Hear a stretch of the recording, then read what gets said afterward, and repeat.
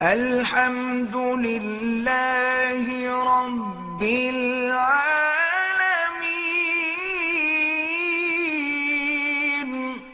اللہ تعالیٰ نے موسیٰ علیہ السلام کی پیدائش سے لے کر بنی اسرائیل کی تباہی تک کا واقعہ ترتیب سے بیان کیا ہے۔ پہلے سورہ نمل مکمل کر لیتا ہوں، اس میں جو سلیمان علیہ السلام کے واقعات ہیں۔ لوگ کہتے ہیں کہ ہر سال وہی واقعہ سنا رہے ہیں، اب کچھ نیا لے کر آؤ۔ تو بھئی یہ تو قرآن پر اللہ میاں سے بولو کہ اللہ تو ہر دفعہ قرآن میں کوئی نیا ورژن لے آیا کر، نیا واقعہ ہو تو پھر ہم بھی، جب اللہ بار بار وہی سنا رہا ہے تو ہمیں بھی چاہیے کہ بار بار وہی سنیں۔ کیوں؟ اس لیے کہ نصیحت کی جو چیز ہے نا، وہ جنرل نالج کے لیے نہیں سنی جاتی، وہ تو اس لیے کہ تاکہ وہ اسباق جو ان واقعات سے ملتے ہیں بار بار تازہ ہوتے رہیں۔ سمجھ رہے ہو؟ بار بار کیا ہوتے رہیں؟ وہ تازہ ہوتے رہیں، تو وہ بار بار سنے جائیں گے، بار بار تازہ ہوں گے۔ جب تک 100% عمل پہ نہیں آتے، ہر وقت ہمیں سننے کی ضرورت ہے۔ تو اللہ تعالیٰ نے ابراہیم علیہ السلام کو جو دو بیٹے دیے تھے، اسحاق اور اسماعیل۔ اسحاق علیہ السلام مکہ میں تھے اور اسماعیل علیہ السلام مکہ میں آباد ہوئے، اور اسحاق علیہ السلام فلسطین میں، بیت المقدس پھر بعد میں آباد ہوا، شام میں، ارض شام۔ تو آگے پھر اسحاق علیہ السلام کی اولاد میں پیغمبر پیدا ہوئے ہیں، اسماعیل علیہ السلام، کیا ہو گیا مجھے یار، یعقوب علیہ السلام، جن کا نام تھا اسرائیل لقب۔ پھر ان کے بیٹے تھے یوسف علیہ السلام، جو مصر میں تھے، واقعہ بتائیں، مصر چلے گئے تھے، بادشاہ بن گئے تھے۔ پھر آگے مصر میں ہوتے ہوتے ہوتے ہوتے بنی اسرائیل پر فرعون غالب آ گیا۔ مصر کے بادشاہ کو فرعون کہا جاتا تھا، جو بھی ہوتا تھا بادشاہ، اس لیے بہت سارے فرعون گزرے ہیں، لیکن قرآن نے جس کا واقعہ بیان کیا یہ وہ فرعون تھا جو بنی اسرائیل کو جس نے غلام بنا لیا تھا، اور بہت طاقتور بادشاہ تھا۔ یہ چونکہ یہ واقعہ جب تک پیغمبروں کا پورا سلسلہ معلوم نہیں ہوگا نا تو بات سمجھ میں نہیں آئے گی۔ تو بنی اسرائیل کو پھر فرعون سے نجات ملی، صحیح ہے۔ پھر اللہ نے بنی اسرائیل سے کہا کہ اللہ نے فرعون کو تو خود غرق کر دیا، اب تمہارے پاس ایک حکومت آئی ہے، ریاست آئی ہے، اللہ کی کتاب بھی آ گئی، اب تم جہاد کرو، اب تم اپنے پرانے وطن جاؤ۔ وہاں قوم عمالقہ کا قبضہ ہو گیا ہے، جہاں سے یعقوب علیہ السلام کو نکالا گیا تھا نا، بیت المقدس۔ ادخلوا الارض المقدسۃ التی کتب اللہ لکم، ارض مقدس، جیسے اللہ نے مسلمانوں کا مرکز مکہ کو بنایا، ایسے اللہ نے بنی اسرائیل کا مرکز بیت المقدس کو بنایا تھا، کہ پیغمبروں کا جائے وطن بیت المقدس ہے، مصر نہیں ہے۔ یہاں تو کسی ایک وجہ سے آ گئے تھے، اب اس علاقے پہ قبضہ کرو اور بیت المقدس کو آزاد کراؤ، وہاں تمہاری خلافت قائم ہوگی، پھر وہاں سے پوری دنیا میں جہاد ہوگا، کیونکہ دین برحق اس وقت وہی تھا۔ اس لیے بیت المقدس کی بڑی فضیلت ہے، ہزاروں پیغمبر دفن ہیں وہاں پہ۔ جتنے قرآن میں واقعات بیان ہوئے ہیں نا، 99% واقعات وہیں ہوئے ہیں، شام میں۔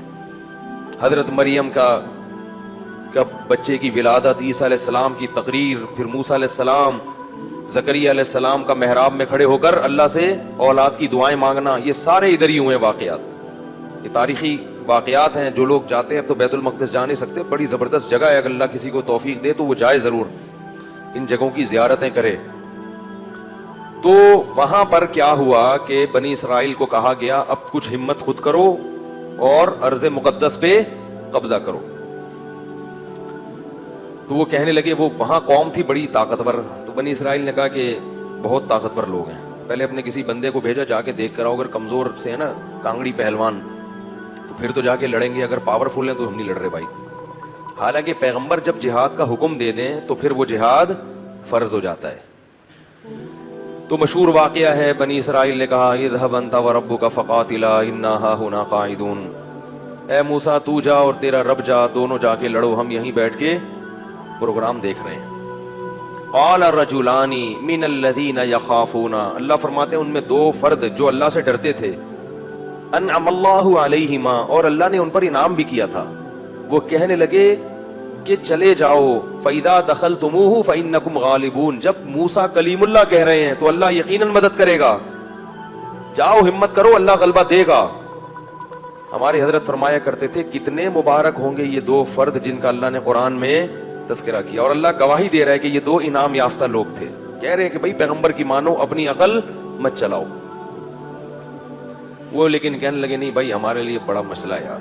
موسیٰ علیہ السلام کو غضب آیا اور انہوں نے اس مرتبہ دعا مانگی، اے اللہ میں اپنے اور اپنے بھائی کا تو مالک ہوں، ہارون کا، تو ہمیں کوئی حکم دے، ہم نہ کریں تو ہم سے پوچھ. یہ قوم میری سمجھ سے بالاتر، اتنے تیرے انعامات ہوئے، سب کچھ ہو گیا، لاٹھیوں کو سانپ بنتے ہوئے دیکھا، سمندر کے ٹکڑے ہوتے ہوئے دیکھا، فرعونیوں پر مینڈکوں کا، جوؤں کا، آگ کا عذاب، خون کا عذاب، ہر طرح کے عذاب دیکھے. اس کے بعد بھی اب یہ قوم ہمت خود کچھ کرنے کے لیے تیار نہیں ہے. سارے کام کون کرے گا؟ اللہ ہی کرے بس آسمان سے. کم ہمت.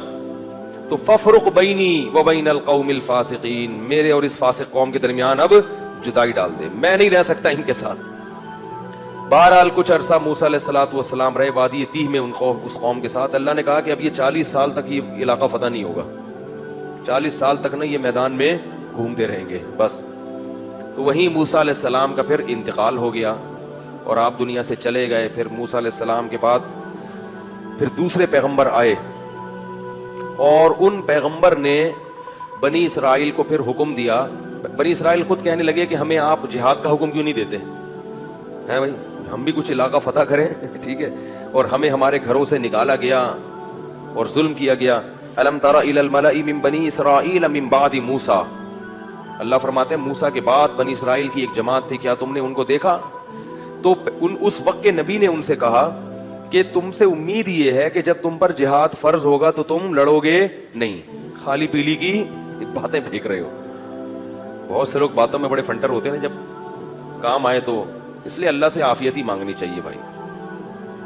تو انہوں نے کہا نہیں ہم لڑیں گے. تو پھر جب ان پر جہاد فرض ہو گیا، نبی نے، اللہ نے ایک انہی میں سے کسی ایک کو کمانڈر بنایا جس کا نام تھا طالوت.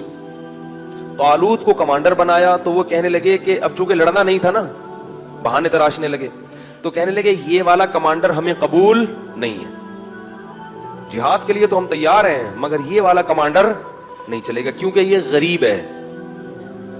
دولت مند آدمی کو ہمیشہ غریب آدمی کی اتباع سے آر محسوس ہوتی ہے. پبلک کی عجیب ڈیمانڈ ہے. آج بہت سے لوگ پیسے والے عالم کی تقریر تو سنتے ہیں جو لینڈ کروزر میں گھوم رہا ہو اور بڑے زبردست اس کی شان بان ہو، غریب عالم کو عالم ماننے کے لیے بھی تیار. کہتے ہیں اس کو کیا پتا، اگر یہ کتنا ذہین ہوتا تو پیسے تو ہوتے اس کے پاس. یہ ایک لوگوں کی سوچ ہے. اور اللہ کا اصول یہ ہے کہ اکثر علماء ہمیں ہر دور میں غریب ہی رہے ہیں. یہ حضرت مولانا شرف علی تھانوی نے لکھی ہے یہ بات کہ یہ اللہ تعالیٰ نے کچھ ایسا معاملہ رکھا ہے علماء کے ساتھ کہ ہر دور میں علماء کی اکثریت غریب رہی ہے. صحابہ میں بھی آپ دیکھ لو جو اہل علم تھے نا ان میں اکثر غریب تھے. عبداللہ بن مسعود رضی اللہ تعالیٰ عنہ کا بہت بڑا مقام ہے مگر انتہائی غریب.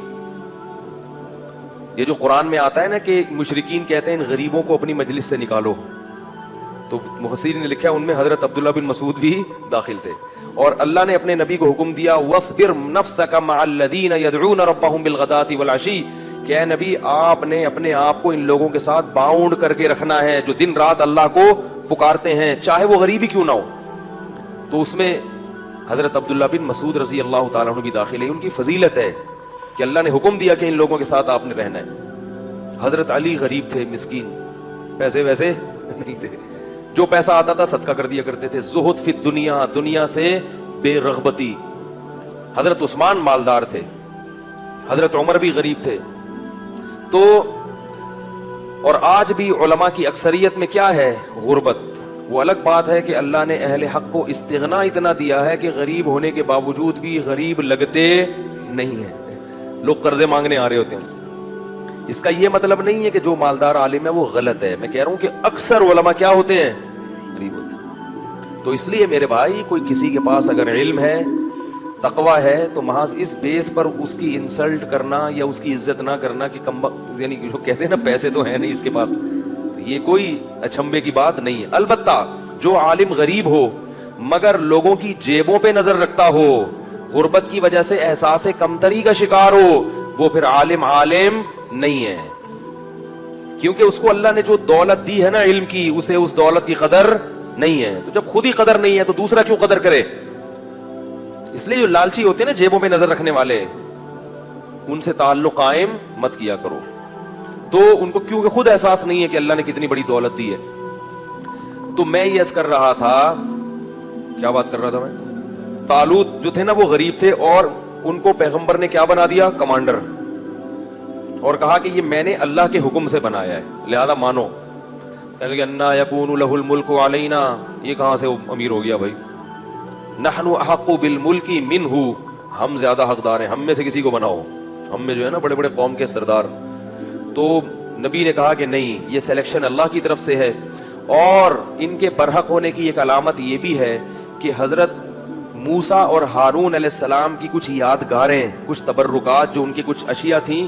بنی اسرائیل کیا کرتے تھے کہ جب بھی کہیں جہاد میں جاتے تھے تو حضرت موسیٰ علیہ السلام کی لاٹھی اور اس طرح کی کچھ چیزیں جو ان کے پاس رہ گئی تھی نا, وہ لے کے جاتے تھے تو اللہ ان کو فتح عطا فرماتا تھا, اس کی برکت تھی.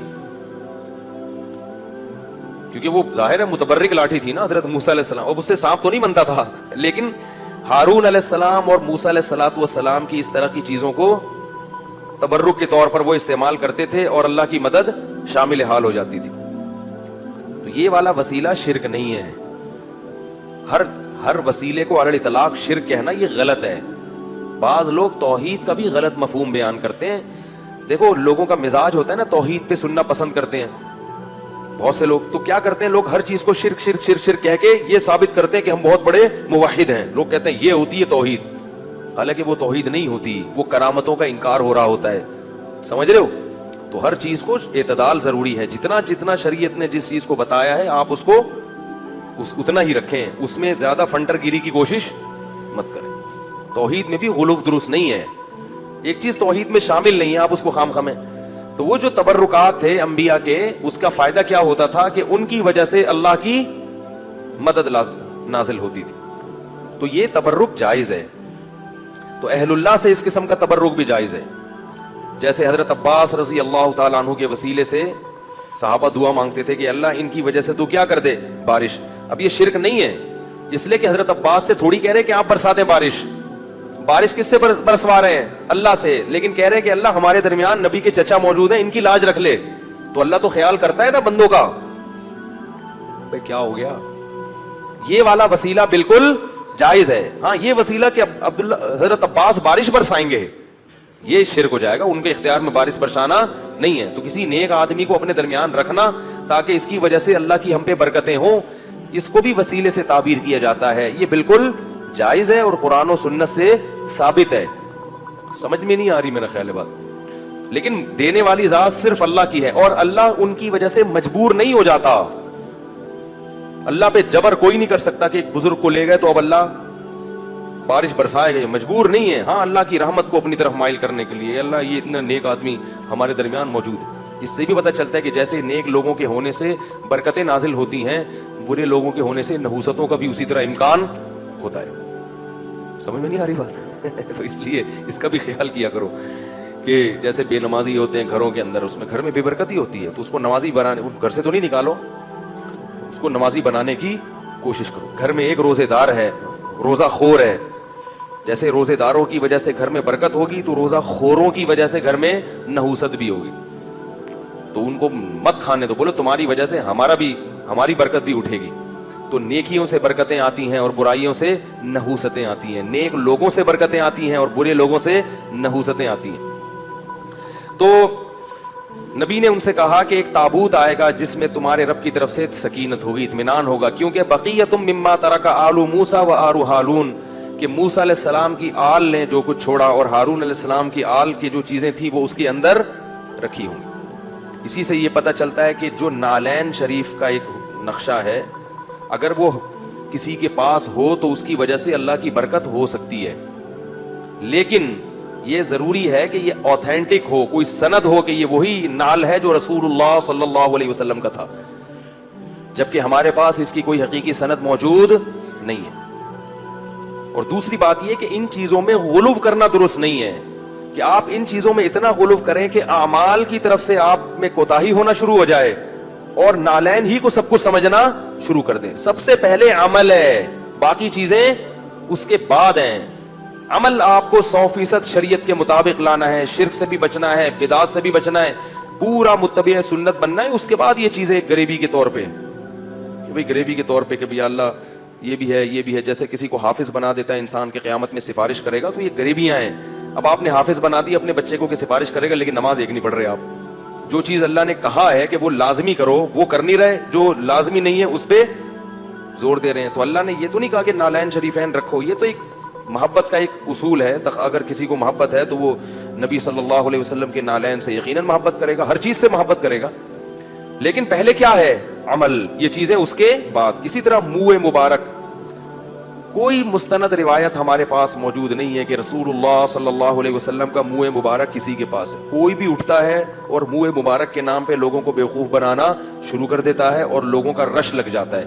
اللہ کے بندو, جیسے نبی کی طرف بلا دلیل کوئی بات منسوب کرنا کبیرہ گناہ ہے, اتنا بڑا گناہ نبی نے فرمایا, صحیح حدیث میں ہے, من کذب علی متعمدا فلیتبوأ مقعدہ من النار, جو مجھ پر جھوٹ باندھے اپنا ٹھکانہ جہنم میں بنا لے.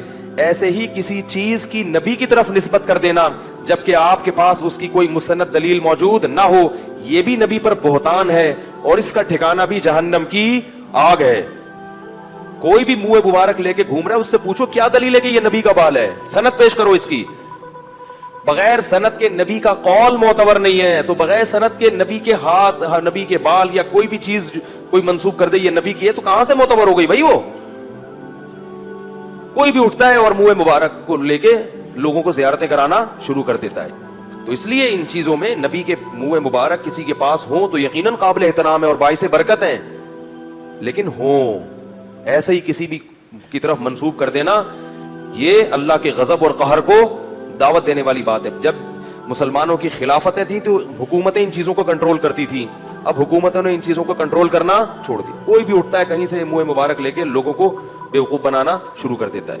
تو یہ بہت خطرناک معاملہ ہے. محمد صلی اللہ علیہ وسلم کے بال مبارک, اس میں اگر آپ غلطی کر رہے ہیں, کسی اور کا بال نبی کے کھاتے میں ڈال رہے ہیں, بہت بڑا جرم ہے. قیامت کے دن جہنم کی آگ کے لیے پھر تیار رہنا چاہیے. تو کیا مسئلہ بیان کر رہا تھا میں؟ طالوت کا. تو بنی اسرائیل کو طالوت نے پھر انہوں نے جو ہے نا وہ تابوت آیا جس میں وہ تھی, تو فرشتے اس کو لے کر آئے, تو ان کو اطمینان ہو گیا کہ اب اللہ کی مدد یقیناً ہوگی, میدان جنگ میں اس کو لے کے جاؤ ساتھ. قرآن میں آتا ہے کہ جب حضرت طالوت علیہ السلام لشکر لے کے نکلے ہیں تو انہوں نے اپنی قوم سے کہا کہ دیکھو لڑائی کیونکہ بہت سخت ہے, دشمن بہت طاقتور ہے اور ہم ہیں کمزور, تو اللہ تمہیں پہلے آزمائے گا. یعنی اللہ کی مدد کے لیے جنگ میں فتح نہیں ہو سکتی, تو اسباب میں تو ہم کمزور ہیں, اللہ تمہیں امتحان کرے گا کہ تم میں تقوی ہے یا نہیں ہے. اس امتحان میں کامیاب ہو گئے تو جو کامیاب ہوں گے ان کو تو فتح ملے گی, اور جو اس امتحان میں کامیاب نہیں ہوئے وہ کیا کھائیں گے؟ شکست کھا کے بھاگ جائیں گے, وہ لڑنے کی طاقت نہیں رہے گی. اور وہ امتحان یہ ہے کہ تمہیں پیاس لگے گی مگر نہر میں سے کسی نے پانی, بولو بھائی, نہیں پینا. پیاس لگے گی, یہ پیاس بعد میں ختم ہو جائے گی, مگر اس وقت اللہ نے امتحان لیا ہے کہ ایک آدھ چلو پینے کی اجازت ہے, پیٹ بھر کے پانی پینے کی اجازت نہیں ہے. اس میں کامیاب ہو گئے تو لڑنے کی طاقت بھی اللہ دے دے گا تمہیں. قرآن کہتا ہے جب وہ نہر پار کی ہے نا, فشربوا منہ الا قلیلا منہ, تھوڑے سے لوگ تھے جنہوں نے پانی نہیں پیا, پوری قوم نے پی لیا. اتنی اللہ نے نشانیاں دکھائیں, سب کچھ کیا, مگر پھر بھی کیا کر رہے ہیں؟ پیٹ بھر بھر کے کہہ رہے ہیں دیکھا جائے گا یار, دیکھا جائے گا یار. اس کا نقصان کیا ہوا, اس گناہ کی نحوست کیا ہوئی کہ جب سامنے طاقتور لشکر دیکھا اور اس کا کمانڈر تھا جالوت, جو بڑا پہلوان جالوت تھا جیم کے ساتھ, بہت طاقتور, بہت پہلوان. اس کو دیکھا, اڑے بھائی اس کا قد دیکھو, اس کی باڈی دیکھو, ہے بھائی لگ رہا ہے کسی جم سے آ رہی ہے. اور یہ لوگ دیکھو, اتنا بڑا لشکر. تو جنہوں نے پانی پیا تھا نا وہ کہنے لگے لا طاقت لنا اليوم بجالوت وجنودی, آج ہمارے پاس طاقت نہیں ہے جالوت اور اس کے لشکر سے لڑنے کی, یہ نہیں ہو سکتا بھائی. اس سے پتہ چلتا ہے گناہ کرنے سے ہمتیں پست ہو جاتی ہیں. اللہ کی نافرمانی کرنے سے کیا ہوتا ہے؟ ہمتیں پست, کچھ بھی نہیں کر سکتے دنیا میں. اللہ کے لیے کچھ نہیں کر سکتے. پھر لا طاقت لنا اليوم بجالوت وجنودی قال الذين يظنون انهم ملاقو الله, اللہ فرماتے ہیں وہ لوگ جن کو اللہ سے ملاقات کی امید تھی کہ ایک دن اللہ کے سامنے کھڑے ہوں گے، اس کا ہمیں بدلہ مل جائے، وہ کہنے لگے کہ کم من فئۃ قلیلۃ، دیکھو کتنی ہی بار ایسا ہوا ہے کہ ایک چھوٹی سی جماعت کو اللہ نے بڑی جماعت پر غلبہ دیا ہے۔ ہمت کرو، کیونکہ پیغمبر کے حکم پہ آئے ہیں ہم، خود سے جب آئیں گے تو دو رائے ہو سکتی ہے نا کہ بھئی صحیح کیا غلط کیا، تو اللہ کہہ رہا ہے تو غلط ہو ہی نہیں سکتا، اور اللہ نے ہمیں شکست دینے کے لیے تھوڑی بلایا ہے، تو اللہ غلبہ دے گا۔ تو اب جب لڑائی شروع ہوئی ہے تو اتنی زبردست انہوں نے دشمن نے حملہ کیا کہ قرآن کہتا ہے کہ یہ جو تھوڑے سے لوگ میدان جنگ میں ڈٹے نا، ان کو اندازہ ہو گیا کہ ہمارے قدم یہاں ٹھہر نہیں سکتے، ہم نہیں ٹھہر سکتے، تو اب اللہ سے دعا مانگ رہے ہیں، ربنا افرغ علینا صبرا وثبت اقدامنا وانصرنا علی القوم الکافرین۔ کیسے عجیب الفاظ ہیں، اے اللہ ہم پر صبر کو انڈیل دے۔ انڈیلنا کسے کہتے ہیں؟ جیسے بالٹیاں بھر بھر کے پانی کسی کے اوپر ایک تو ہوتا ہے نا ڈالنا، یہ نہیں کہہ رہے اے اللہ ہمیں صبر کی توفیق دے دے، نا نا نا نا، صبر کی توفیق تو چھوٹے موٹے غموں میں ہوتی ہے، یہاں تھوڑا سا صبر نہیں چاہیے، بہت بہت مشکل ہے بھائی، لڑنا بہت مشکل ہے، تو کیا کر کے ہم پر صبر، افراغ عربی میں کہتے ہیں پانی کہیں سے بھرا ہوا ہو نا برتن میں، وہ پورا آپ کیا کر رہے ہیں کسی کے اوپر ایسے الٹ دیں، ایسے اللہ بالٹیاں بھر بھر کے ہمارے اوپر صبر کو ڈال تو، وثبت اقدامنا، اور ہمارے قدموں کو یہاں پر جما دے، یہاں پہ اکھڑنے نہ پائیں، ہم تجھ سے دعا مانگتے ہیں، وانصرنا علی القوم الکافرین، اور ان کافروں پر ہمیں ہماری مدد کر۔ کیسا منظر ہوگا، اور اللہ کو اس طرح سے لڑنے والوں پر کتنا پیار آتا ہوگا۔ اس لیے یاد رکھو جہاد کی بہت بڑی فضیلت ہے اسلام میں، جہاد معمولی عبادت، جو بھی اپنے ملک کے لیے، اپنے دین اور مذہب کے لیے، اسلام کے لیے لڑتے ہیں، ملک کے لیے لڑنا اسلام ہی کے لیے لڑنا ہے، کیونکہ اسلامی ملک ہے،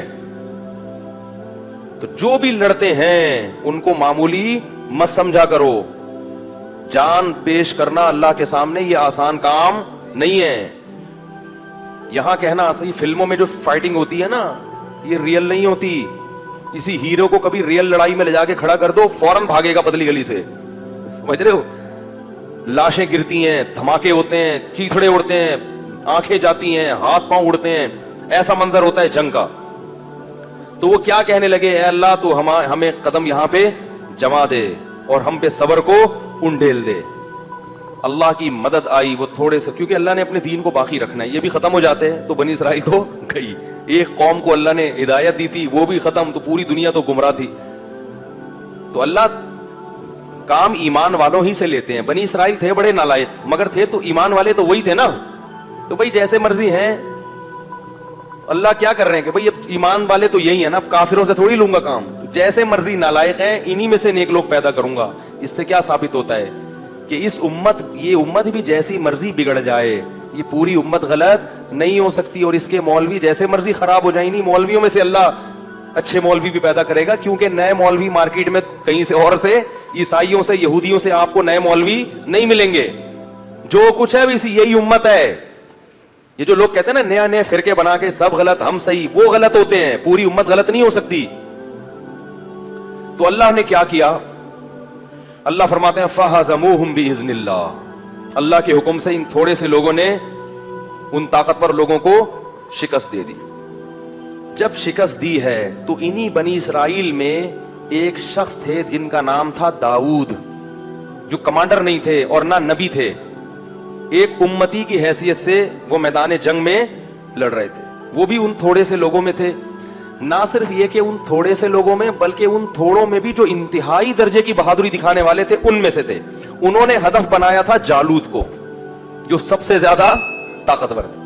یہ بڑی بات ہوتی ہے نا، دیکھو اس زمانے کے دیندار لوگ کیسے ہوتے تھے یار، آج چھپکلی سے ڈرتے ہیں دیندار آدمی، آج دیندار آدمی کو چلانے کے لیے یہاں سے وہاں تک بولو نا انڈا موڑ چلے جاؤ تو اس کا سانس پھولتا ہے، کہتے ہیں ایکچولی میں اتنا نیک آدمی ہوں کہ میں تیز چل نہیں سکتا۔ داؤد علیہ السلام تو بڑے پیغمبر تھے اس وقت، نہیں پہلے تو عام امتیوں کی طرح تھے۔ تو قرآن کہتا ہے داؤد علیہ السلام نے ہدف، داؤد نے کس کو ہدف بنایا؟ جالوت۔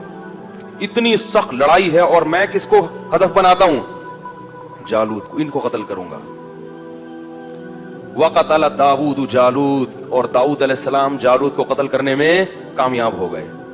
لہذا فتح میں جیسے کھلاڑیوں میں کھیل جب ہوتا ہے نا تو ایک مین آف دی میچ ہوتا ہے کہ بھئی یہ ہے جس نے جتوایا ہے میچ, تو وہ جنگ جتوانے میں سب سے بڑا کردار کس کا تھا؟ داؤد کا. اللہ فرماتے ہیں آتاہ اللہ الحکمہ, اللہ نے آپ کو نبوت عطا کر دی. کیا عطا کر دی؟ نبوت. اور اس کے بعد سے کمانڈ کس کے پاس آ گئی؟ کیونکہ لڑنے کے لیے, کمانڈ کے لیے صرف نیک ہونا کافی نہیں ہے, جنگ کا تجربہ ہونا, بہادری ہونا, یہ بھی بہت زیادہ ضروری ہے. لوگ کیا کہتے ہیں کہ کمانڈر بناؤ صرف نیک آدمی, نیک ہونا کافی نہیں ہے. ہمیشہ ایسے کو کام اس کے ذمہ سونپا جاتا ہے جو اس کام کا اہل بھی ہوتا ہے. تو اللہ تعالیٰ فرماتے ہیں ان کو کمانڈر بنا دیا گیا, اور اللہ نے ان کو کیا عطا کر دی؟ حکومت اور نبوت. نبی بھی بن گئے اور کمانڈر بھی بن گئے. اب بیت المقدس پہ قبضہ ہو گیا, اور داؤد علیہ السلام کی بنی اسرائیل کے ذریعے فلسطین میں کیا قائم ہو گئی؟ خلافت, بنی اسرائیل کی خلافت. داؤد علیہ السلام نے پھر گھوڑے دوڑانا دنیا میں شروع کی. کیا اسٹائل ہوگا بھائی بھائی اللہ کی توحید دنیا میں نافذ. جو بھی ایسی حکومتیں تھیں بت پرست, وہاں اپنے گھوڑے دوڑانا شروع کر دی. دولت بھی اللہ نے بہت دی, اور خواتین بہت ناراض ہوں گی, انتہائی افسوس کے ساتھ کہنا پڑ رہا ہے مجھے, ایک تاریخی واقعہ ہے, حقیقت ہے, اچھا نہیں لگ رہا. شادیاں بھی پھر بہت زیادہ کی معذرت کے ساتھ. 700 بیویوں کا تذکرہ ملتا ہے آسمانی کتابوں میں. 700, بہت پیسہ بھی تھا, اور صحتیں تو انبیاء کی ہوتی ہیں. معذرت میں نے پہلے کر لی ہے, ٹھیک ہے, اس لیے مجھ پر کوئی اعتراض نہ کرے. تو داؤد علیہ السلام, کیونکہ انبیاء جب بھی نکاح کا موقع آتا ہے نا, وہ نکاح کا موقع پیغمبر نہیں چھوڑتے, کیونکہ پیغمبروں کی نظر میں نکاح اور شادی کیا ہے؟ عبادت ہے. یہ تو ہماری امت میں 4 سے زیادہ پر پابندی لگی ہے, پہلی امتوں میں نہیں تھی یہ پابندی, سمجھ رہے؟ تو داؤد علیہ السلام نے پھر دنیا میں گھوڑے دوڑانا شروع کر دی. ادھر اطلاع ملتی. اب اللہ نے آپ کی قدر کی اور اللہ نے مدد کی, کیونکہ جنگوں میں تلوار کے زخم سے بچنے کے لیے زرہیں ضروری ہیں, لوہا. فوج کو سب سے زیادہ کیا چیز؟ پلاسٹک کی چیزیں چاہیے فوج کو. بھائی غوری میزائل, بابر میزائل, یہ سب میں لوہا استعمال ہوتا ہے. ٹینکوں میں کیا استعمال ہوتا ہے؟ لوہا. تو لوہے کی جو ٹیکنالوجی ہے, قرآن کہہ رہا ہے فیہ بأس شدید, سورہ حدید, لوہے کے نام پہ پوری سورت نازل ہوئی ہے. اور اللہ نے بتایا کہ لوہے میں کیا ہے؟ بأس شدید, شدید لڑائی ہے لوہے میں. کیا مطلب؟ تم ڈیفینس اپنا کس کے ذریعے کرو گے؟ لوہے کے ذریعے. نہیں یاری بات, کیسی کیسی باتیں قرآن بیان کر رہے ہیں, اور ہم لوہے سے کیا ہو گئے ہیں؟ لوہے کا کام کباڑ والے کر رہے ہیں آج کل. تو یہ جو قرآن نے کہا نا فیہ بأس شدید, اس میں شدید لڑائی ہے, تو لڑائی کو اللہ کی نعمت کے طور پہ بیان کر رہے ہیں. کیا مطلب؟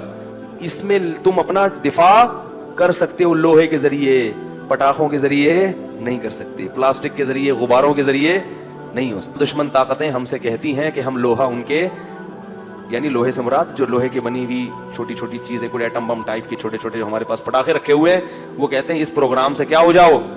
دستبردار ہو جاؤ. تو بھائی ہم اس لوہے سے دستبردار, ہم بابر میزائل, غوری میزائل سے دستبردار نہیں ہو سکتے, کیونکہ ہمارے رب نے کہا ہے کہ میں نے لوہا زمین میں اتارا, فیہ بأس شدید, اس میں کیا ہے؟ شدید لڑائی ہے. اللہ تو لڑائی کو پسند نہیں کرتے, تو پھر اللہ کیوں یہاں پسند کر رہے ہیں؟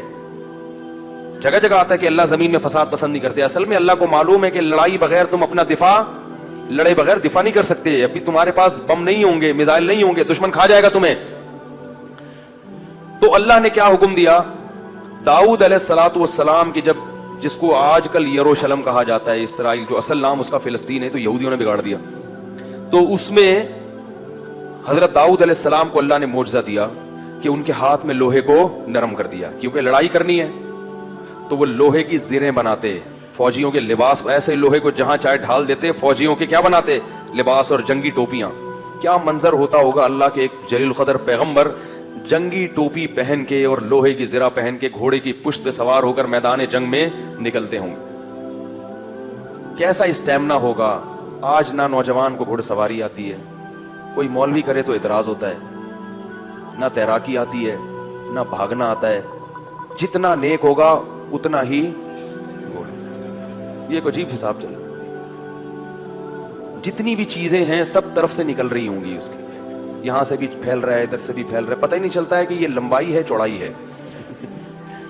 اگر اللہ نے کسی بیماری کی وجہ سے, جیسے بہت سے لوگوں کو میں جانتا ہوں ورزش بھی کرتے ہیں, بہت کم کھاتے ہیں, ان کی جسم کی بناوٹ قدرت نے ایسی بنائی ہے, وہ تو بھائی قدرت کی طرف سے, میں ایسے بہت لوگوں کو جانتا ہوں. اسی لیے بار بار کہتا ہوں کسی موٹے آدمی کو دیکھ کے بدگمان مت ہو, بدگمان ہونا جائز نہیں ہے, کیونکہ قدرت کی طرف سے, قدرت کی طرف سے ہے تو وہ تو ہے اللہ کی طرف سے, وہ چینج نہیں ہو سکتا. بعض بچوں کا پیدائشی پیٹ نکلا ہوا ہوتا ہے, حقیقت بتا رہا ہوں, وہ کم ہو ہی نہیں سکتا, جتنی فٹنس کا ان کے ماں باپ خیال کریں نہیں, وہ پیدائشی ہوتا ہے. لیکن اپنے اختیار سے ایسی سست زندگی گزارنا یہ پیغمبروں کا طریقہ. ہمارے نبی بھی 27 مرتبہ گھوڑے کی پشت پہ سوار ہوئے ہیں جنگ میں, اس کے علاوہ تو پتہ نہیں کیسے ہوئے, کتنی دفعہ ہوئے ہوں گے. تو اپنی فٹنس کا خیال کیا کرو اللہ کے بندو, اللہ کو طاقتور مومن کمزور مومن سے زیادہ محبوب ہے. ہاں اس طاقت اور قوت کا ناجائز استعمال نہ ہو, نہ کسی کافر پہ ظلم ہو اور نہ کسی مسلمان پہ, وہ اپنے دفاع کے لیے ہے تاکہ کوئی ہمیں کچا نہ کھائے, کوئی ہمیں چبا نہ سکے, وہ اس لیے. اسی لیے تو میں بار بار کہتا ہوں ہمیں ملک سے محبت کیوں ہے, ہماری آرمی طاقتور ہے, ٹھیک ہے ہم معاشی لحاظ سے غریب ہیں, مقروض ہیں, سب کچھ ہے, لیکن پاور ہے بہرحال ہمارے پاس. ایک غریب آدمی جو پاورفل ہو, اللہ کو زیادہ محبوب ہے اس گول مٹول سے,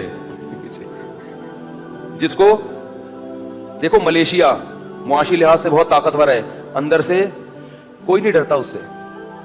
ملیشیا بہت خوبصورت سڑکیں, جاگنگ کے, میں وہاں گیا ہوں نا, جاگنگ کے ٹریک ربڑ کے ہیں, اندازہ لگاؤ اتنا خوبصورت ملک اور ایسا پیارے پیارے, لیکن لوگوں میں بھی دم, کیونکہ جیسے ہی فوج ہوگی تو ویسے ہی پبلک بھی بن جاتی. مچھلی چاول کھا رہے ہیں, اتنے پیارے پیارے ملیشین ہے, نہ کسی سے پھڈا نہ کسی سے. ہمارا کوئی پنجابی وہاں چلا جاتا ہے نا اس کو جو سناتا ہے کبھی پھڈا ہو, تو میں ایک دن وہ ہم گئے تو ایک جگہ پنجابی لوگ تھے کچھ نا لاہور کے, ملیشیا میں نظر آئے, وہ اسٹائل میں پھڈا کر رہے ہیں. میں نے کہا یہ ہے روٹی کا اثر, یہ ہے بکرے اور گائے کے گوشت کا اثر. ان کے قد دیکھو ماشاءاللہ, اور آواز میں جان دیکھو. اور ملیشین مچھلی چاول کھا کھا کے نا, نہیں عجیب سے, شکر ہے ان کو اردو نہیں آتی, میرا بیان نہیں سمجھیں گے وہ, ایسے پلپلے سے نہ لڑتے نہ کچھ, تو وہ کیا لڑیں گے یار. اور برما کی فوج میں نے دیکھی, میرا دل چاہ رہا تھا ان کو گرفتاری دے دوں, میں دل چاہ رہا تھا یار مجھے لے جا یار پکڑ کے, اتنے اتنے سے چھوٹے چھوٹے سے پیارے پیارے سے. میں نے کہا یہ ہماری فوج سے کہاں لڑ سکتے ہیں یار, ہمارا ایک جوان گھٹنے کے برابر آ رہے ہوں گے. روٹی جو ہے نا گندم, یہ بڑی پاورفل چیز ہے. مچھلی میں وٹامنز ہیں, کھایا کرو خوب, لیکن یہ جو آواز میں دم آتا ہے اور مکے میں طاقت آتی ہے, یہ روٹی سے آتی ہے, یہ چاول سے نہیں آتی, اور یہ گائے کے گوشت سے آتی ہے اور بکرے سے آتی ہے, موسلی سے نہیں آتی. موسلی کھانی چاہیے, لیکن ساتھ ساتھ یہ چیزیں بھی, موسلی کے اپنے فائدے ہیں, کوئی نقصان نہیں ہے اس میں, وٹامنز ملتے ہیں, بال کالے رہتے ہیں, آنکھیں تیز رہتی ہیں. یہ جو آواز میں گرج پیدا ہوتی ہے اور مکے میں طاقت پیدا ہوتی ہے اور لڑنے کا جذبہ پیدا ہوتا ہے, یہ موسلی سے نہیں ہوتا. سمجھ رہے ہو؟ تو سمجھ گئے کہ نہیں سمجھ گئے؟ لیکن یہ نہ سمجھو کہ بنگلہ دیش کے مسلمانوں میں طاقت نہیں ہے, وہ موسلی کے علاوہ بھی بہت سی چیزیں کھاتے ہیں. میں ملیشیا کی بات کر رہا ہوں کہ نیک بہت ہیں مگر بیچارے. تو میں نے کہا یہ معاشی ترقی آپ نے بہت کر لی, مگر آپ سے دنیا میں کوئی ڈرتا نہیں ہے. ہم غریب ہیں مگر 35 ملکوں کی فوج کو ٹریننگ دے رہے ہیں معذرت کے ساتھ. تو غریب ہو کے بھی ہم سر اٹھا کے جیتے ہیں الحمدللہ. تو کہاں سے کہاں بات چلی جاتی ہے یار. تو داؤد علیہ السلام جو تھے, وقت تھوڑا رہ گیا ہے, داؤد علیہ السلام, آپ کون سا پورے سال پکڑائی میں آؤ گے, ہے بھائی ابھی آئے ہوئے اور رمضان کی برکت ہے. تو داؤد علیہ السلام کی حکومت قائم ہوئی اور اللہ نے آپ کے ہاتھ میں لوہے کو نرم کر دیا. داؤد علیہ السلام پہلے سے عبادت گزار بھی تھے, کیونکہ جو لوگ اللہ کی راہ میں لڑتے ہیں ان میں تقوی کا ہونا, عبادت کا ہونا ضروری ہے, ورنہ آپ کی یہ لڑائی اور آپ کی یہ قوت غلط استعمال ہونا شروع ہو جائے گی. آج بھی بہت سے لوگ میں بڑی طاقت ہے, لیکن اللہ کا خوف نہیں ہے, عبادت کی کثرت نہیں ہے, تو وہ طاقت غلط استعمال ہوتی ہے, لوگوں کا مال کھانا شروع کر دیتے ہیں. داؤد علیہ السلام کی عبادت کو اللہ نے قرآن میں خصوصیت سے ذکر کیا ہے. بہت زیادہ عبادت گزار تھے, اتنے زیادہ عبادت گزار کے راتوں کو عبادت کرنا اور زبور کی تلاوت کیا کرتے تھے بہت زیادہ, اور اللہ کا ذکر کرتے تھے بڑے جذبے کے ساتھ. تو جب اللہ کا ذکر کرتے تو اللہ نے آپ کو معجزہ کیا دیا کہ پہاڑ اور پرندے بھی آپ کے ساتھ ذکر کی صدائیں لگانا شروع کر دیتے. یا جبال اوبی معہ والطیر, اے پہاڑوں تم بھی داؤد کے ساتھ لا الہ الا اللہ پڑھو. جیسے ہی آپ ذکر کرتے نا تو پہاڑوں سے بھی لا الہ الا اللہ کی آوازیں آنا شروع ہو جاتی, اور پرندے جمع ہو جایا کرتے تھے آپ کے سر پہ. والطیر محشورۃ کل لہ اواب, سارے پرندے جمع ہو کے آپ کا ذکر سنتے اور آپ کے ساتھ ذکر میں شرکت کرتے تھے. اور اللہ نے آپ کو بہت سارے معجزے دیے, ان میں ایک معجزہ داؤد علیہ السلام کو یہ بھی دیا کہ آپ کی آواز بہت خوبصورت تھی, بہت زیادہ. یعنی جیسے یوسف علیہ السلام کا معجزہ ان کا حسن تھا, داؤد علیہ السلام کا معجزہ ان کی آواز کا, بولو نا یار, حسن تھا. اتنی خوبصورت آواز تھی کہ وہ آواز داؤد علیہ السلام کا معجزہ بن گئی تھی, اور زبور کی تلاوت کیا کرتے تھے اس خوبصورت آواز میں. اس سے پتہ چلتا ہے کسی کو اللہ نے اچھی آواز دی ہو تو قرآن کی تلاوت میں اور نعتیہ کلام میں اور اچھے کلام میں اس آواز کی نعمت کو خرچ کرے. گانے بجانے میں اور ڈھول ڈھمکوں میں اپنی صلاحیتوں کو برباد مت کرے, کیونکہ یہ آواز قیامت کے دن گلے پڑ جائے گی. اور ایک اور معجزہ اللہ نے داؤد علیہ السلام کو, فصل الخطاب, بہترین خطیب تھے, ایسا بیان کیا کرتے تھے کہ لوگوں کے دلوں کو, سوچو جس پیغمبر کو معجزے کے طور پر خطابت ملی ہو اس کی خطابت میں کیسا دم ہوگا. ایک تو آواز خوبصورت, اور جب خطاب کرتے لوگوں کے دلوں کو گرما دیا کرتے تھے. بہت سارے معجزے اللہ نے دیے. تو داؤد علیہ الصلوۃ والسلام کو اللہ نے اولادیں بھی بہت دی. ظاہر ہے جب 700 بیویاں ہوں گی تو بچے کتنے ہوں گے. تو ان میں ایک بیٹا اللہ نے دیا سلیمان. یہ بھی اللہ کی کس پر نعمت تھی. اب آپ کو اندازہ ہو گیا کہ داؤد اور سلیمان علیہ السلام کا لنک موسیٰ علیہ السلام سے اور یہ بنی اسرائیل سے کہاں ملتا ہے, اور یہ کس زمانے کے پیغمبر ہیں. سمجھ گئے نا. سلیمان علیہ الصلوۃ والسلام بھی اپنے والد داؤد علیہ السلام, اچھا داؤد علیہ السلام عبادت گزار کتنے تھے. حدیث میں آتا ہے کہ بہترین روزہ صوم داؤد ہے. داؤد علیہ السلام نے ساری زندگی ایسے روزہ رکھا ہے کہ ایک دن روزہ ایک دن ناغا, ایک دن روزہ ایک دن ناغا, ایک دن روزہ ایک دن ناغا, پوری زندگی اسی طرح روزے رکھے ہیں. تو بھائی عبادت کی کثرت کے بغیر کوئی بھی ہیرا نہیں بنتا. آج عبادت کے معاملے میں ہم دل کیا ہو چکا ہے, خشک. تو ایک دن کیوں یہ سب سے بہترین روزہ کیوں ہے؟ اس لیے کہ روزانہ روزے رکھنے سے نا عادت ہو جاتی ہے, پھر نفس کو تکلیف نہیں ہوتی. ایک دن روزہ رکھو نا ایک دن چھوڑو تو عادت نہیں ہوتی. ہر دفعہ روزہ رکھنا ایک مشکل کام لگ رہا ہوتا ہے. صحت بھی بحال رہتی ہے, کیونکہ روزانہ روزے رکھو گے تو اللہ کی راہ میں لڑیں گے کیسے, وہ پھر کمزور ہو جائیں گے نا. تو صحت بھی بحال رہے گی اور نفس کے خلاف مجاہدہ بھی بہت زیادہ ہوگا. تو داؤد علیہ الصلوۃ والسلام کی بہت بڑی فوج تھی جو لڑا کرتی تھی. بہت بڑے حصے پر بنی اسرائیل کی حکومت قائم ہو گئی. پھر داؤد علیہ السلام کا انتقال ہوا تو داؤد علیہ السلام کے جانشین بنے سلیمان. اللہ نے ان کی بھی تعریف کی, کیا ہی اللہ کے نیک بندے تھے. میں نے کہا نا اللہ ہر پیغمبر کو نیک اولاد سے نوازتے ہیں, اولاد بہت بڑی نعمت ہے. تو داؤد علیہ السلام کی زندگی ہی میں سلیمان علیہ السلام کو اللہ نے معجزے دیے, باپ اور بیٹے دونوں کو. وقال الحمد للہ الذی فضلنا علی کثیر من عبادہ المؤمنین. یہ دونوں لوگوں سے کہتے تھے کہ تمام تعریفیں اس اللہ کے لیے ہیں جس نے ہمیں اپنے نیک بندوں میں بہت سوں پر فضیلت دی. اور یہ بھی کہتے تھے کہ وورث سلیمان داؤد قال یا ایھا الناس علمنا منطق الطیر. سلیمان علیہ السلام کو جو اللہ نے معجزے دیے اس میں کیا تھا, پرندوں کی بولیاں جانتے تھے.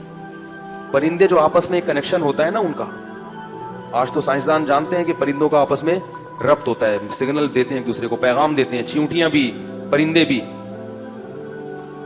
تو سلیمان علیہ الصلوۃ والسلام کو اللہ نے پرندوں کی بولیاں سکھائی, چیونٹیوں کی باتیں تک سن لیا کرتے تھے.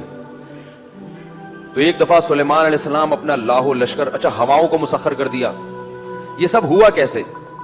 ہوا ایسے کہ سلیمان علیہ السلام بھی تھے بہت زیادہ عبادت گزار. آپ نے جہاد کے لیے گھوڑے پالے ہوئے تھے, ان کو دیکھ رہے تھے بڑی خوشی سے. ہاں بھائی ماشاءاللہ, گھوڑے تو ایسی چیز ہے نا, آدمی بڑا اچھا لگتا ہے جب گھوڑے کو دیکھتا ہے. بائکیں دیکھنے میں وہ مزہ نہیں ہے. آج لوگ بائکیں دیکھیں, ہاں بھائی 125 ہے بھائی, ویلی لگا رہا ہے بھائی. گھوڑے پہ بیٹھ کے ویلی لگاؤ پھر پتہ چلے گا. تو سلیمان علیہ الصلوۃ والسلام اپنے گھوڑوں کو دیکھ کے کیا ہو رہے ہیں, خوش. اللہ نے مجھے اتنے گھوڑے دیے دشمن پہ حملہ کرنے کے لیے. اتنے مگن ہوئے اس دولت کو اور مال کو دیکھ کے کہ آپ کی عصر کی یا تو نماز قضا ہو گئی یا کوئی اس وقت معمول تھا ذکر کا وہ معمول قضا ہو گئی. سلیمان علیہ السلام کو پریشان ہوئے کہ اے اللہ یہ تو جہاد کے گھوڑے تھے, میں ان میں مشغول ہوں تو تیری یاد سے غافل ہو جاتا ہوں. اور اگر تجھے یاد رکھوں تو ان گھوڑوں کی خبر گیری کون کرے گا؟ بات نہیں آئی سمجھ میں.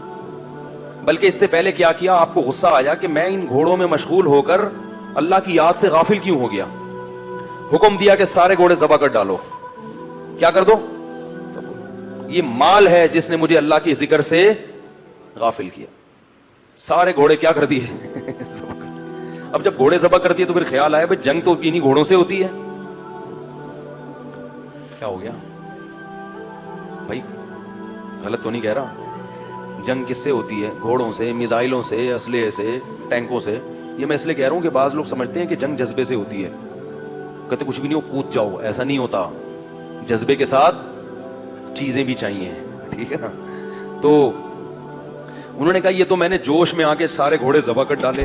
اب مجھے جہاد کے لیے گھوڑے بھی چاہیے. گھوڑے رکھوں گا تو پھر کہیں آج ایک نماز قضا ہوئی کہیں دوبارہ اللہ کا ذکر سے غافل نہ ہو جاؤں. تو اب اللہ سے دعا مانگ رہے ہیں اے اللہ تو مجھے ایسی حکومت دے دے کہ میں ان اسباب اور وسائل کا محتاج نہ رہوں تاکہ میں تیری عبادت کر سکوں. اب اللہ سے دعا مانگ رہے ہیں حبلی ملک لا ينبغي من بعدی. یہ جو حضرت سلیمان تھے نا ایسے بادشاہ تھے کہ تمام آسمانی کتابوں میں ان کو کنگ سلیمان کہا جاتا ہے.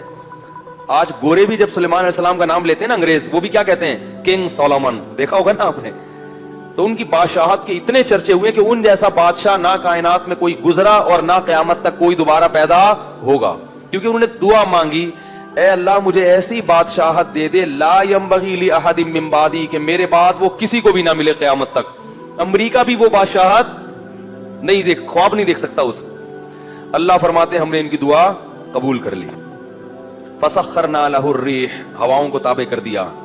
بھائی ہوا جہاں بولو گے ہوا اٹھا کے آپ کو لے جائے گی. وہ جو سلیمان علیہ السلام کا تخت تھا نا وہ ممکن ہے کوئی ہوائی جہاز ہو, کچھ بھی چیز ہو, بہرحال کس پہ چلتا تھا؟ وہ ہواؤں پر چلتا تھا. اور جنات کو تابع بنا دیا آپ کے, جو سمندروں میں غوطے لگاتے اور سمندر کی تہ سے ہیرے جواہرات نکال کے لاتے اور بڑی بڑی عمارتیں تعمیر کرتی. یہ جو احرام مصر ہے نا عین ممکن ہے سلیمان علیہ السلام کے دور میں جنات کی تعمیرات ہوں. تبھی تو یہ دنیا کا ایک عجوبہ ہے کہ بغیر جوڑ کے اتنی بڑی بڑی دیواریں پہاڑ کی چوٹی پہ لے کر کون گیا تھا؟ کرینے تو ایجاد نہیں ہوئی تھی, تو یہ پہاڑ کی چوٹی پر اینٹیں ہوتی نا تو ملا دیا ہوتا. آپ کہہ سکتے ہیں ہو سکتا ہے اس زمانے کے انسان اتنے بڑے بڑے ہوں, تو انسانوں کی جو لاشیں اس زمانے کی نکل رہی ہیں وہ اتنے بڑے بڑے نہیں. فرعون تو اتنا ہی ہے جتنا سب لوگ ہوتے ہیں. جو لاش ہے نا فرعون کی, تو عجوبہ اسی وجہ سے ہے کہ کوئی جوڑ نہیں ہے, کوئی اینٹیں نہیں ہیں, تو اتنی بڑی بڑی عمارتیں لے جا کے پہاڑوں کے رکھی کیسے؟ عین ممکن ہے, میں 100% نہیں کہہ رہا, لیکن عین ممکن ہے یہ انہی جنات کا کام ہو. جن تو جن ہے نا, صحیح ہے نا. تو اللہ فرماتے ہیں کہ پھر وہ بڑی بڑی دیگچے بناتے, فوجی ان دیگچوں میں کھانا کھاتے. وقدور الراسیات, بہت سارے معجزے اللہ نے حضرت سلیمان علیہ السلام کو بھی دیے. اور خواتین سے پیش کی معذرت کہ سلیمان علیہ السلام کی 100 بیویوں کا ذکر تو صحیح بخاری میں ہے, معذرت کے ساتھ. ایک تھوڑا سا قصہ آ گیا درمیان میں. کتنی بیویاں تھیں سلیمان علیہ السلام کی؟ 100 بیویاں کم سے کم, جو صحیح بخاری میں ہے. اس سے زیادہ کتنا تھی اللہ ہی بہتر جانتا ہے. تبھی بہت سے گوروں نے سلیمان علیہ السلام کا تذکرہ اچھے الفاظ میں نہیں کیا. انگریز جو ہے نا بعض مورخین معاذ اللہ نقل کفر وہ سلیمان علیہ السلام کو عیاش پرست بادشاہوں میں شامل کرتے ہیں ان کی تحریروں میں انگریزوں کی, جبکہ ہم یہ کہتے ہیں کہ پیغمبر عیش پرست نہیں ہو سکتے کیونکہ نکاح کی کثرت عیش پرستی نہیں ہے. اس زمانے میں زیادہ جائز تھے تو انہوں نے زیادہ کیا. ہمارے ہاں شرطوں کے ساتھ جائز ہیں, شرط حقوق پورے کرے اور وہ بھی ایک حد تک. تو معذرت, بس جو خواتین کو تکلیف ہونی تھی ہوگی. اب میں دوبارہ اچھی اچھی باتوں کی طرف آ رہا ہوں, ٹھیک ہے نا. وہ بھاگ جاتی ہیں بھائی, اگلے دن بیان میں نہیں آتی بھائی, اب نہیں کر رہا, بس اب قصہ ختم ہو گیا. تو سلیمان علیہ السلام نے کیا ہوا کہ اتنی بڑی اللہ نے حکومت دے دی, اتنے سارے فوجی آپ کے پاس آ گئے. تو سلیمان علیہ السلام نے ایک دن قسم اٹھائی کہ میں اپنی 100 بیویوں کے قریب جاؤں گا اور اللہ مجھے 100 بیٹے دے گا اور ان 100 بیٹوں کو اللہ کے راستے کا شہسوار بناؤں گا, میں مجاہد بناؤں گا. انشاءاللہ نہیں کہا. کسی نے کہا انشاءاللہ تو کہیں اگر اللہ چاہے, انہوں نے کہا بھول گئے وہ نا. تو وہ کسی ایک کو بھی حمل نہیں ہوا. یہ بھی معجزہ تھا. کوئی اور جو ہے نا آپ لوگ کوشش نہ کریں اس کی, یہ معجزہ تھا, کیونکہ بعض لوگوں نے اس کا بھی انکار کیا ہے کہ یہ کیسے ممکن ہے. یہ معجزہ ہے. لیکن انشاءاللہ نہیں کہا تو ایک زوجہ کو حمل ہوا اور اس سے معذور بچہ پیدا ہوا. سلیمان علیہ السلام کو احساس ہو گیا کہ یہ میں نے انشاءاللہ نہیں کہا تھا, اس کی سزا ملی ہے. خیر انہوں نے دعا مانگی کہ اللہ مجھے ایسی حکومت دے, تو ہواؤں کو اللہ نے تابع کر دیا, جنات, اور یہ بڑی زبردست. تو اب سلیمان علیہ السلام نے ایجنسی کا کام پرندوں سے لینا شروع کر دیا. پرندے جاتے تھے مخبری کر کے, پرندوں کو تو کوئی نہیں روک سکتا نا, کوا آگے بیٹھا ہوا ہے سن رہا ہے بھائی کیا بول رہا ہے بھائی, تو کون روک سکتا ہے بھائی.